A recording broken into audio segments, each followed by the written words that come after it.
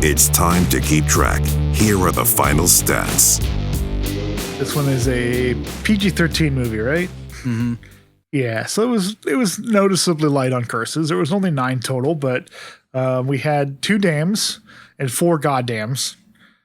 We had 1 shit, which I think is we pointed it out in the breakdown, but I can't remember when. I think it's when he's talking about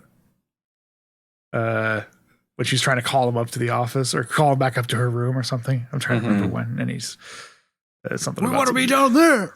Yeah, that's it. You're in that. Not doing this shit. 1 use of God in a curse pejorative sense, and 1 fuck, which is what he says. They're gonna fucking kill her or whatever, or she's fucking dead if they know that she knows Earl's involved. I think you're allowed one fuck in a PG-13. Yeah, I think that was the right moment to use it in that movie. Sort of when he's at his most desperate. I just watched tangential, but I just watched Guardians of the Galaxy 3, and there is a fuck in the movie. Wow. Like, whoa, hold on. So they released that as a clip, but they bleeped it, and then James Gunn said like, oh, that's actually in the movie, but it was like people were debating whether or not it actually was fuck or if he says some like made up word. There's a real fuck in the movie. Wow. Which I was like blown away by, and these Marvel movies are all PG-13. Yeah. Aside from like the Deadpool and Logan and those movies, which haven't been MCU specific. So like this is the first MCU movie to use a fuck, which was shocking in the moment, but hilarious at the same time. Yeah, I mean, maybe they just don't care as much because Deadpool 3 is going to be R-rated and stuff, so they're just sort of loosening those restrictions up a bit. Plus, it's James Gunn, so they're just James let him do whatever. I think he probably pushed pretty hard for that. He probably just wanted to be able to say I was able to get an F-bomb in one of my MCU movies. Yeah. Anyway, so that's 9 for this movie. That brings our total up to 632 curses. 632. I kind of wish I'd started tracking crap because they say it in a couple of stuff, but I count God as a curse, but not crap. It's kind of arbitrary.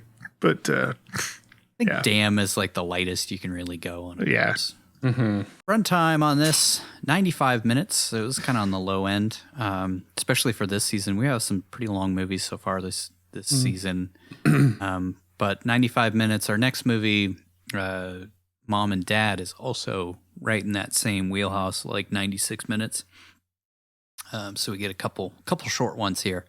This was a PG-13 movie, so there was no nudity. I think you can have nudity of some sort, but not anything. Like, where in Guarding Tess would where we put some? We were so close when he was on the toilet. As far as our state and country tracker, this is our second time to Ohio. Dog Eat Dog was our first time. We spent almost that entire movie in Cleveland, I believe. And then this one is in Columbus. So if we head to Akron at some point, we've hit all of the major Ohio spots. And we also briefly were in Washington, D.C., which I think is the 3rd time that we've been to D.C. Just watched National Treasure. Back in D.C. again. National Book of Secrets. Basically the same movie a second time, but slightly different locations. Wash, rinse, repeat. I do. I don't know if you guys heard it, but somebody asked why Bruckheimer wanted to go back to the well and do a 3rd movie, because he's been pushing very hard to get National Treasure 3 made, and he said, I have 47 reasons why I'd want to make this movie. And if you watch Book of Secrets, is because the president asks Cage's character about page 47 of the presidential's Book of Secrets. So apparently that's the plot of the next movie, if and when it ever gets made, is going to be about whatever was on page 47. I feel like it will, because Cage is just having this huge renaissance right now. I mean, Jesus, like he's in. Renfield didn't do well. No, I don't think the National Treasure show did well for Disney Plus. So no, but it's because everybody wanted Nick Cage in the original cast. Back maybe that is true. So I know That's I saw what a lot of I've complaints read about was it. like Yeah. everybody was like, why would you even make this piece of crap Yeah. without Nick Cage? So, Yeah. from what I heard, the show isn't bad. It's just everybody was like, why would you not include Nick Cage Right, with this? right. That's why we That's like why this. yes, thing." exactly. That's the way they love it. But I mean, I just feel like people are gonna want to push and try to capitalize on his popularity right now. But Renfield's not a movie that's gonna do well in theaters. That's gonna be something that does well on VOD. Yeah. I mean, if you really look at a lot like- of the movies that have been coming out, unless you're a kids movie or a Marvel movie, you're not crushing the box office anymore. I mean, that's something to be said about putting out a National Treasure movie right now, is that a National Treasure movie would do very well my at God, box yeah. office. Which Book of Secrets is not a great movie, but it made over $400 million. It made a ton of freaking money, and it's still adored to this day. Yeah, So, and I really would actually love to see distinguished older Ben Gates. I think it would be really interesting to see. I don't know, just tell Riley to shut the fuck up. Well, Riley's clearly dead. He made some bad crypto deals, and some NFT deals went south, and he's dead. So I mean, he's in the TV series, so yeah. But that's pre-crypto.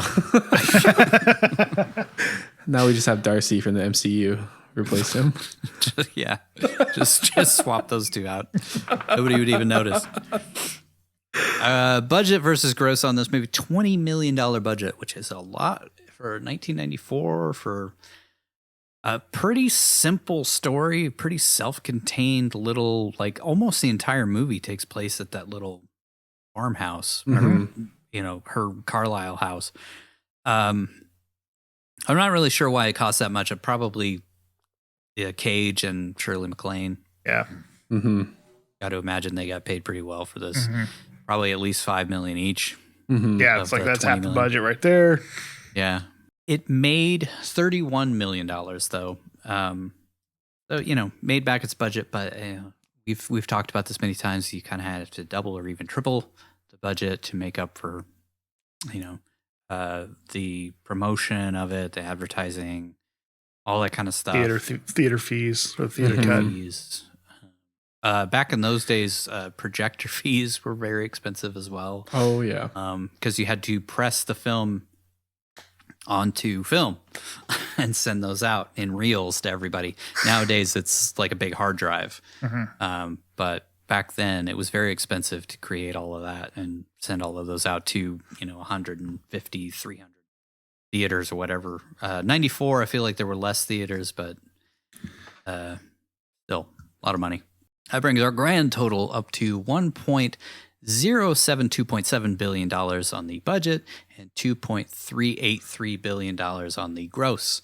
Once we hit Book of Secrets, I feel like we're gonna take another big jump. Oh yeah, that movie made an astounding amount of money.